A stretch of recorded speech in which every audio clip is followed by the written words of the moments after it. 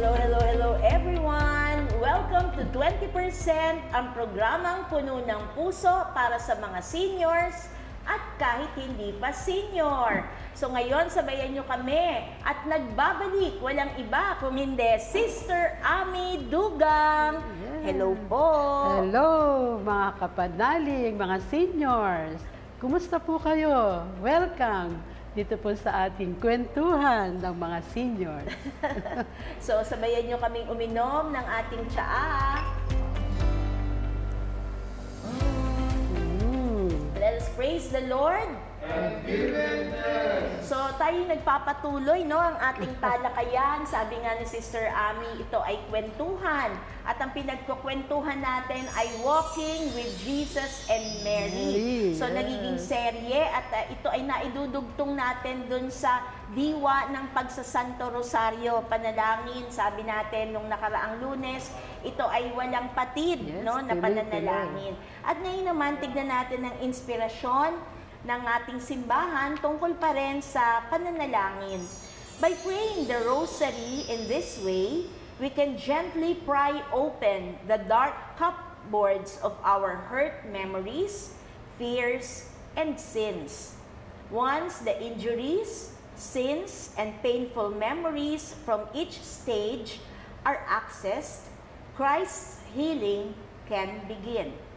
As St. John Paul II teaches, it becomes natural through the rosary to bring all the problems, anxieties, labors, and endeavors which go to make up our lives. To pray the rosary is to hand over our burdens to the merciful hearts of Christ and His Mother.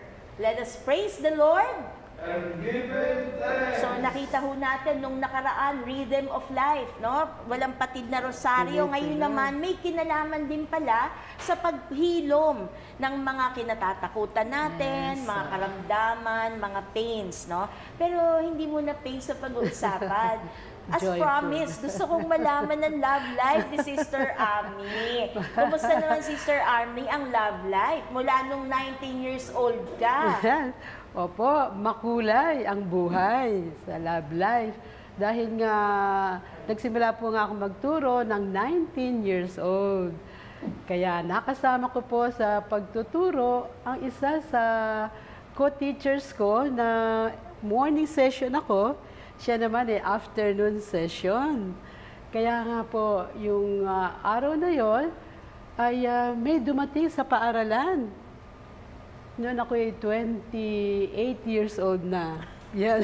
Late bloomer pa si Sister Ami. Oo, dahil isa sa mga co-teachers ko ay nagpahayag na, Ami, halika na, maghanap na tayo ng kongregasyon. Oh. Ako po naman ay nagsisimba sa Santa Cruz. Sabi ko, Lord, pag ako po naman ay makapag-aasawa, ay yung religious. Humihirit pa ako kay Lord, at responsible. Kaya hindi lang po religious responsible, kundi dinagdagan ni Lord na isa pang R. Yung pala ay Radio Veritas. Oh, wow. Tatlong R. Tatlong R, ha? Loyalist ka talaga sa Veritas, yes. Ha? So, ito pong aking co-teacher na ito ay napangasawa ni Brother Louie Tabing. So, doon pa sila sa Radio Veritas compound. Kaya sabi niya, Ami, may pupunta dyan, kukuha ng aking treasury warrant. Oh, sabi ko, sino? Kaya may pumunta sa paaralan sa school, naghahanap kay Miss Alapit. Doon po sa second floor, puntahan nyo. May dalang sulat. Sabi sa sulat, Dear Ami, please entrust my treasury warrant to Mr. Pedro Dugang. Aba, wow. Okay, may endorsement may endorsement, talaga. Oo. Sabi ko, kayo po ito, sir? Ay, opo, ma'am. Sabi niya, noong panahon na yun, nakikinig na ako kay Sister Marie Alo. At may programa siya doon, sabi ko. So, follower ka na follower talaga, follower na po ako noon pa. Kaya sabi ko, may dala kayang convy. Tignan ko nga yung convy. Nung makaalis siya, yung pala yung naglalakad doon sa gilid, yung kwarto ko hinahanap niya sa bintana. Ako naman sabi ko sa mga bata, children, copy your assignment. Tahimik. Sabi ko, silipin ko nga yung convi. Naku, teka muna, yung mga young generation, hindi na nila alam yung convi. Explain nyo muna ano yung convi. Yes, yan po yung isang sasakyan na gamit ng Radyo Veritas. Yan, wala na po yata ngayon na nakikita ng fly o umiikot dyan sa kahabaan ng ating mga kalsada, yung convi. Wala na po siya. Maliit na sasakyan lang po yun. Nung sinilip ko po, nandun nga yung convi. Si Mr. Dugang nakatingin doon sa bintana. Ako nakatingin din gano'n. Bigla ako. Hindi lang nagkatitigan, nagkasilipan talaga. Magkaibang angulo yon. Alam niyo naman, pag radyo, talagang dinidescribe natin ng lahat, di ba? Kaya kita niyo kung makadescribe siya ng love life niya, talagang pati yung classroom, pati yung convi, kasali, radyong-radyo talaga, Sister Ami. So, nung pagdating po niya, kumuha na siya ng sulat sa post office, dinala sa Radyo Veritas. Pinagpaalam po niya, sabi niya, pwede po ba, Mr. Tabing, Louie, pwede bang makadalaw kay Miss Alapi? O bakit hindi? Dalaga naman siya, binata ka. Yun, doon na po nagsimula na aming love life. So meron palang parang may mediator din. Yes. No? Parang may principal in between lagi. No? Hindi pwedeng dire-diretso agad. So, umibig ka ba agad? Doon sa unang pagkikita pa lamang, meron bang tumibok na gano'n?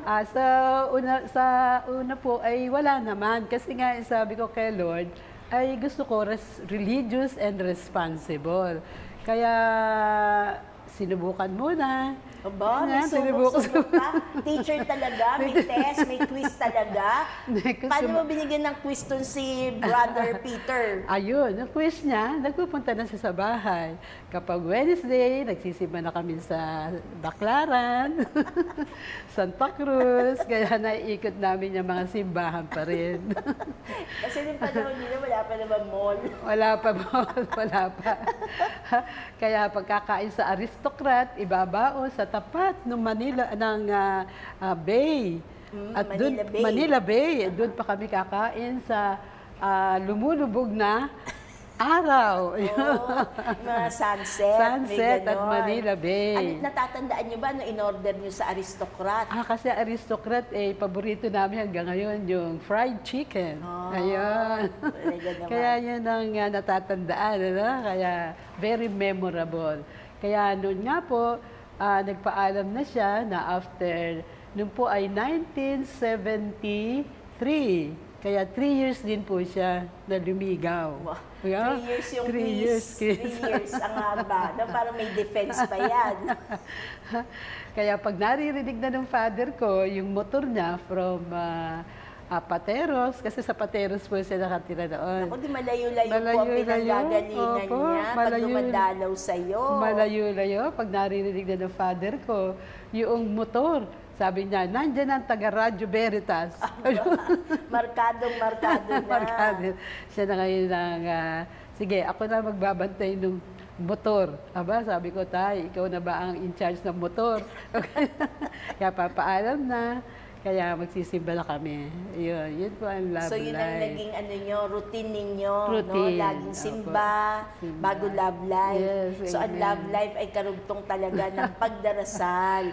At pinagbigyan ka talaga ni Lord, yes. Religious.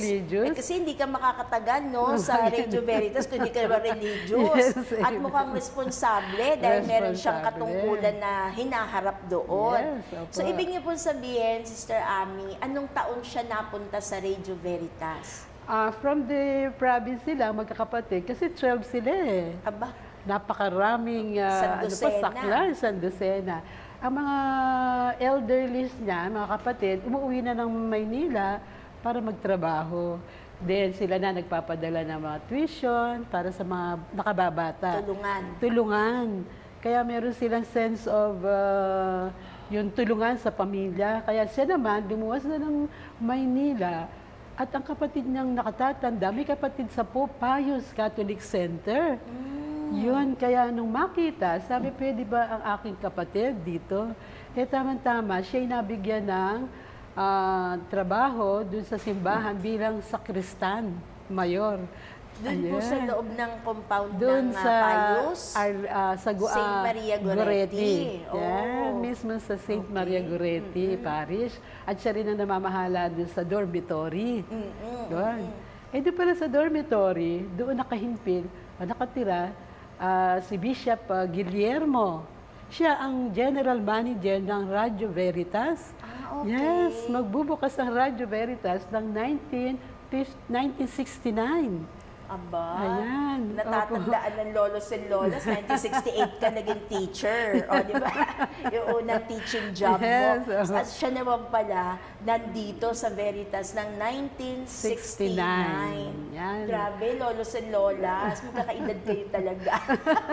Nakaka-relate sila. Pero nakakatuwa po yung dugtungan, ano, na Yes. bago nakarating dun sa Veritas, dala pala nitong Saint Maria Goretti at Pope Pius, Yes, the 12, opo, no? the 12. Ayan. Kaya nung So, anong pangalan po uli nung obispo? Bishop Guillermo. Bishop Guillermo. Kaya sabi sa kanya, Peter, gusto mo bang magtrabaho sa Radyo Veritas? Hindi raw po siya nagdalawang isip. Opo. Kaya nakapagtrabaho siya ron dahil mag-inauguration na ang Radyo Veritas Asia. Kaya sila yung first pool of employees doon sa Radyo Veritas. Grabe naman. So, Let us yan. praise the Lord. So, iba yung mga pioneers, no? Yes. Yung talagang kasama ka sa pagsisimula talaga, kasama ka sa pagtatanim. Yes, Kasi opo. parang, syempre, nagsisimula pa lang yan, no? Parang soil pa lang. Soil, oo. Lupa pa lang yan na tinatamnan mo tatamnan. unti-unti. Yes. At hanggang anong year po siya naging active sa Radio Veritas? Naging active siya from 1969 up to siya po ay na-stroke ng 2017. Aba, ganun kahaba. Ganun kahaba. Naku, kung hindi pa pala na-stroke, ano, tutuloy pa Tuloy-tuloy, talaga. tuloy-tuloy. Pero mahaba-habang panahon Panahon. yun. Ibig po sabihin, ang love life nyo, doon na lahat Umiikot. nabuo talaga sa loob ng Radio Veritas. Yes, Pero opo. ang tanong po, teacher kayo, principal, paano ka naman napunta ng Veritas? Nung panahon na yon, sinasama na niya ako sa coverage ng misa na si Tatang Orly Punsalan, ang General Manager, Program Director. Kaya nung natuto na siyang mag-technician dahil nag-aral na siya na auto mechanic, yung electrical, natuto na siya sa technical work. Kaya siya na ngayon ang nagda-drive ng malaking convoy ng Radio Veritas. Siya na kami hawak noon. Kaya sabi ngayon ng aming technician, main technician, napunta ng ibang parokya, St. Joseph Project 3. Kaya ang layo ng St. Joseph sa may Balintawak. Kami napunta ni Brother Pete doon sa Balintawak, kaming dalawa. Yung technician talaga nandun sa Project 3, St. Joseph pa rin. Ayan na naman si Yan, St. Joseph, ano? Talagang may role siya sa buhay ni Mama Yes. Mary at ni Jesus. Amen. So, nung nandun na yung main technician, sabi, Ami, Peter, ang layo na hindi ko na maaabot dyan. Mag-aalas 6, sabi mo kay Peter, i-set up na. Nagkaroon siya ng pagkakataon mag-set up. Binigyan din ni Lord na nakapag-set up. Ako naman, nagsilbing angkor.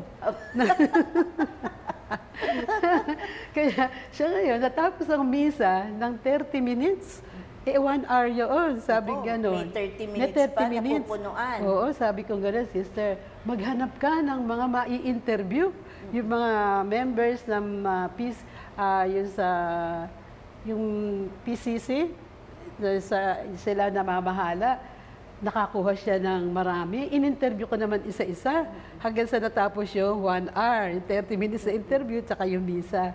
Naku, nandun na sa Veritas ang main technician. Sabi ni Tatang Orly, nakikinig ako ng misa.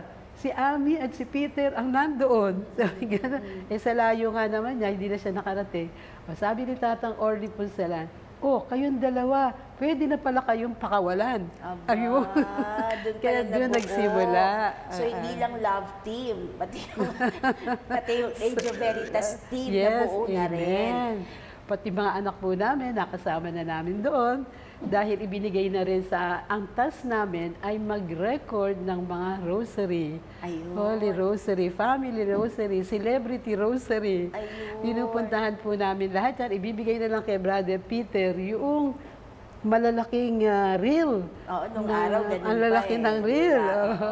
Tapos, sige, sabi ko, tignan ko kung paano mag-record ng rosary, Holy Rosary. Iba't ibang community ang napupuntahan namin.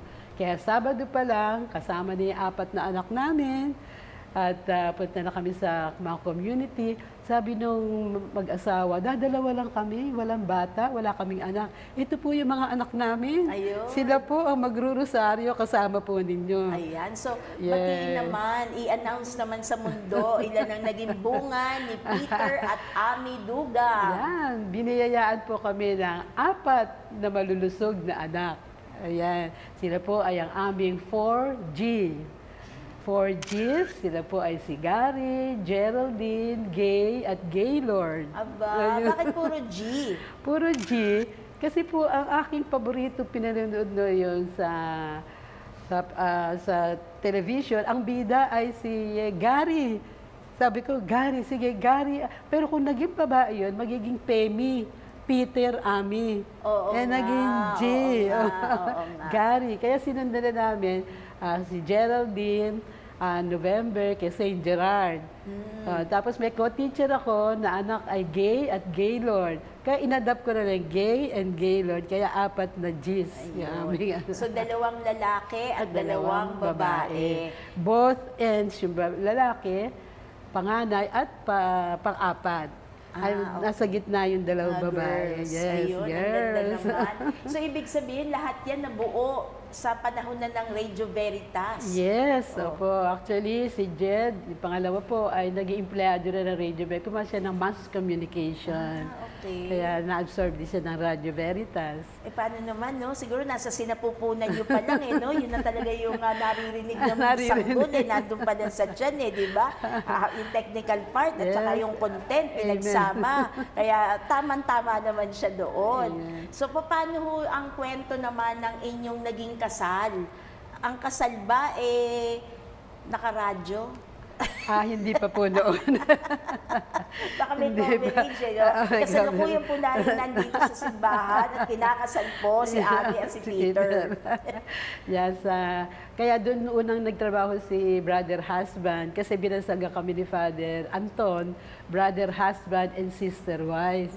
Kaya doon po kami kinasal at napakaganda nga po at doon naman kasi siya unang nagtrabaho sa Saint Maria Goretti. Opo. Ano po ang inyong anniversary? Yan po ay April 18, 1976. Kaya 2 years from now, 50 years na po kami. Wow, let us praise the Lord. So, ibig sabihin, 48 years of marriage yes, na. tuloy-tuloy. Talagang ano ito, pahabaan sa Radio Veritas, eh, no? Kailangan kani-review talaga yun, eh, no? Yes, Habang nakatayo ang Radio Veritas, Amen, nandyan. puno ang tambalan na Yes. sister wife at brother husband talaga. So, nakakatuwa. Yung spacing ho ng inyong mga anak, malalaki ho ba ang space, ang gap nila, o tuloy-tuloy yan? Tuloy-tuloy siya. 1977, 78. Nag-ano sila, 77, 78. Then, 81 and 83. Dahil nag-leave muna si Brother Husband Peter, nakapagtrabaho siya sa Yanbu. Nagpahinga muna ng 2 years, pinayagan naman ni Father Sunny Ramirez na makalabas muna. Tapos, before he left, meron ng Gay.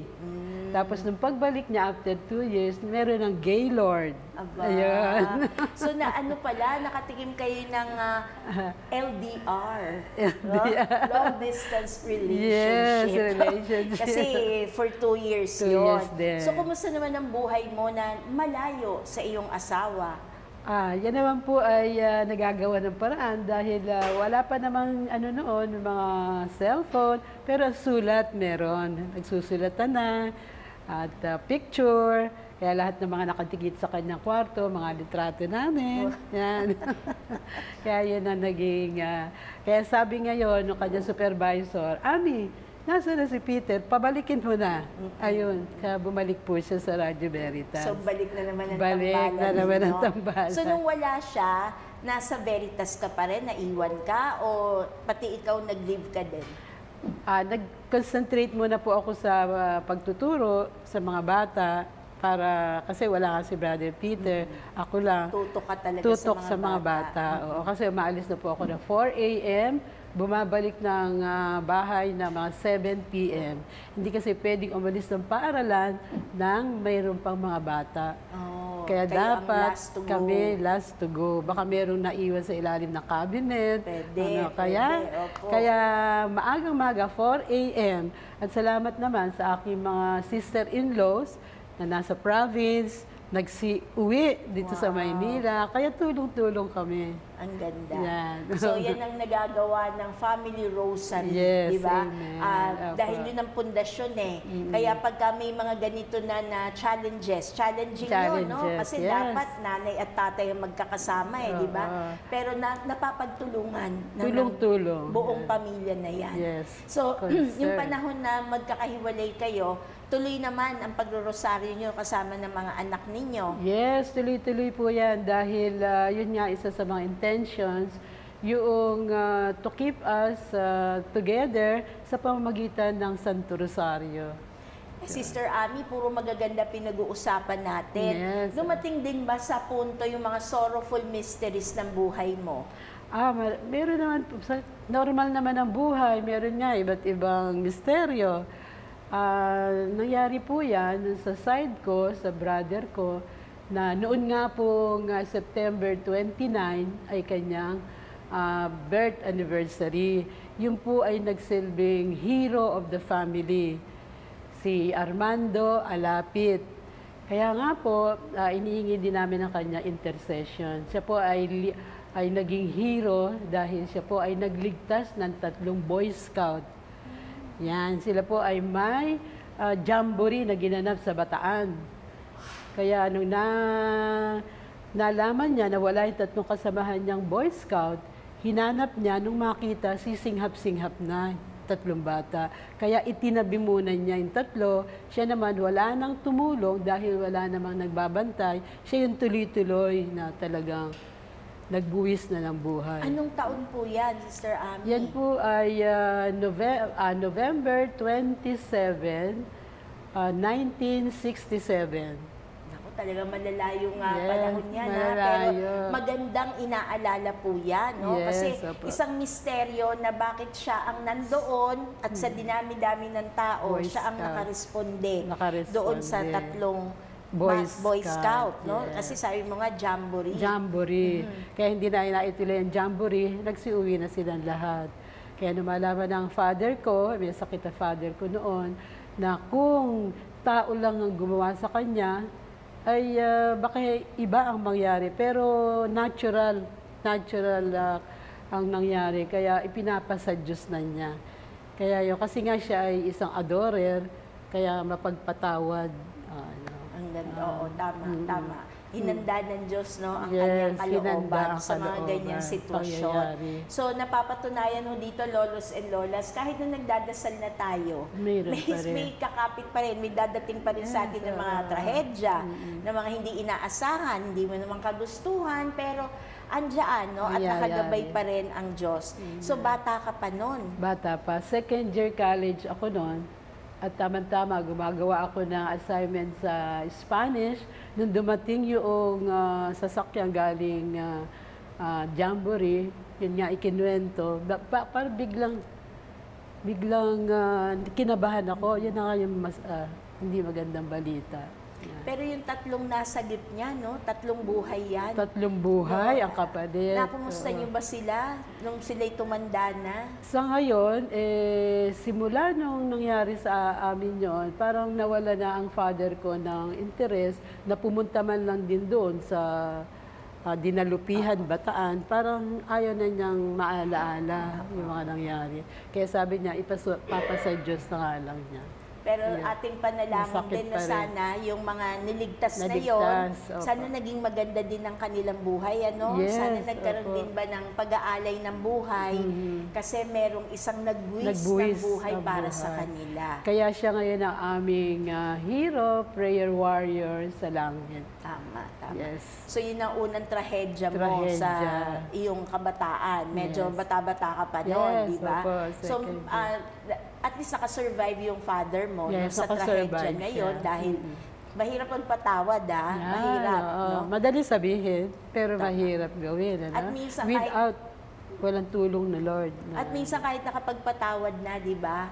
May naiiwan pa May rin naiiwan. kahit papaano may aray pa rin. Yes, So paano naman nung syempre mahaba na yung pinaglingkod ni Brother Peter di ba? Yes, Pero opo. nabanggit nyo kanina na na-stroke, di ba? Na-stroke. Pero alam niyo naman, basta anong sakit, ikagugulat mo yun. Yes, opo. Hindi natin pwede sabihin lolos and lolas, yung mga nag-aalaga sa inyo, ay alam na namin matanda na yan. Hindi ganun, ano? hindi. Basta pag dumating yung sakit, tumba ang buong pamilya. Yes, So opo. how did you take it, kayo sa inyong pamilya? Sa pamilya, nangyari po yun, heat stroke. Hindi po siya stroke na kapabayaan na naglalasing o naninigarilyo o mga bisyo.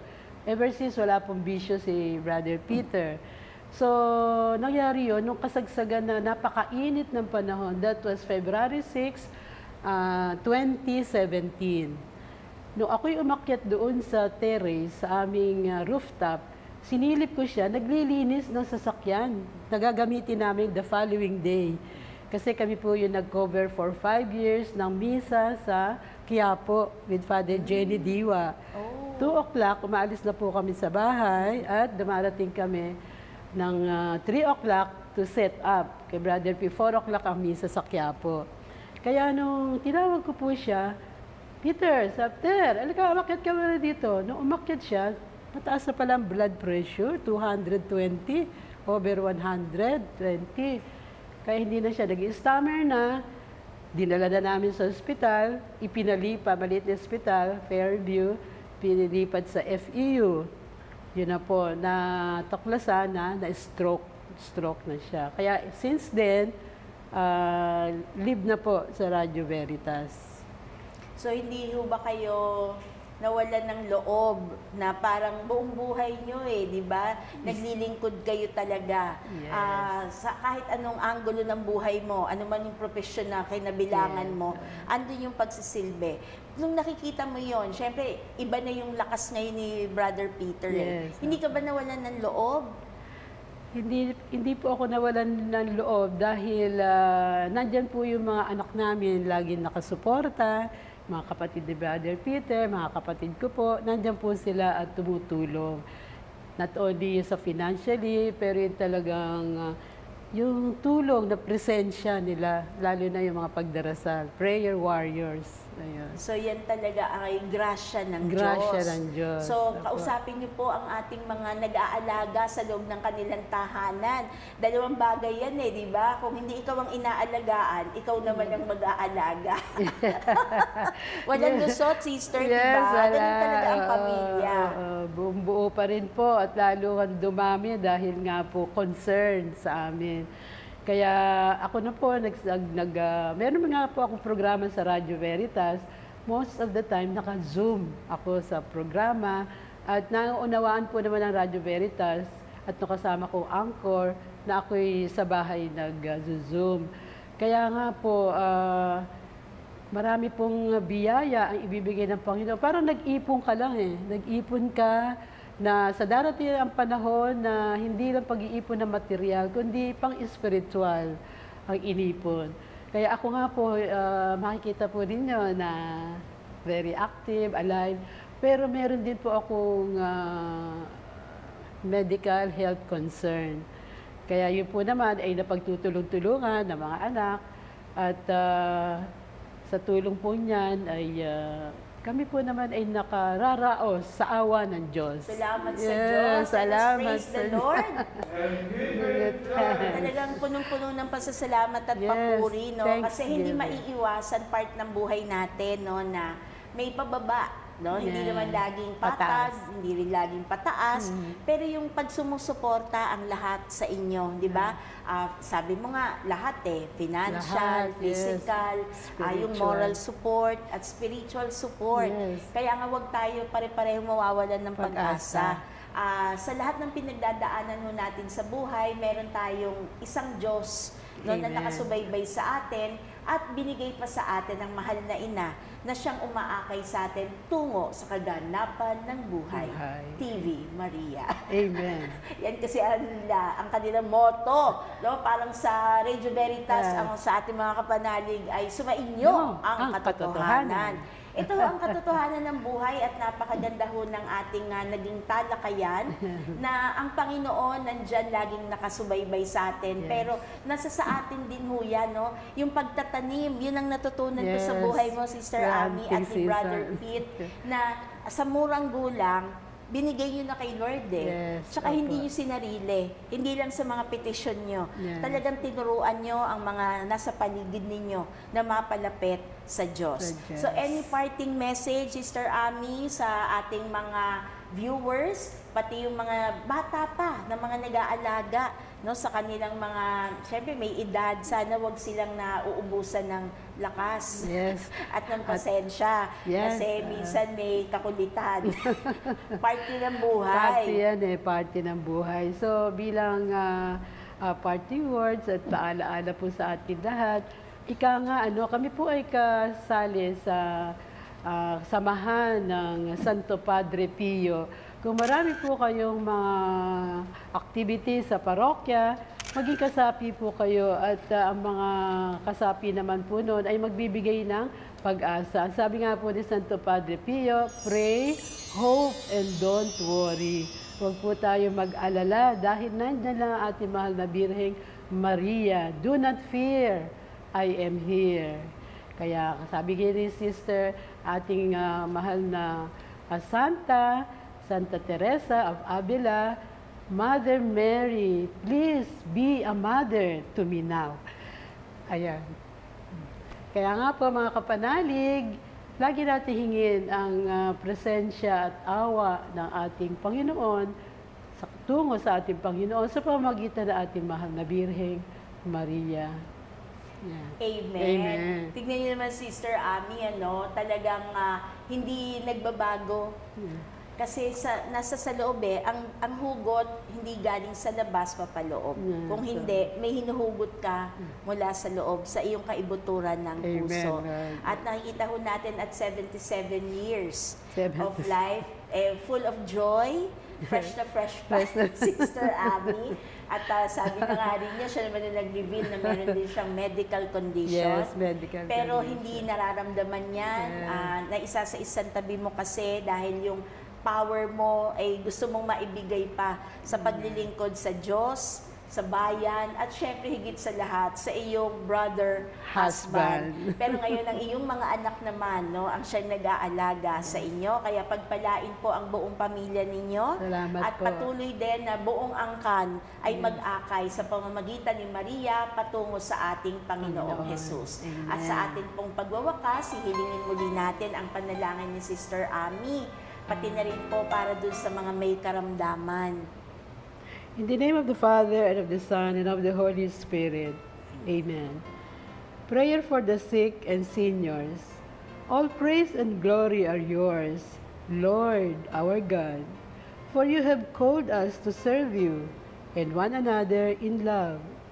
Bless our sick today, so that they may bear their illness in union with their Jesus' suffering, and restore them quickly to health. Bless those who have grown old in your service, and give them courage and strength in their faith. Lead us all to eternal glory.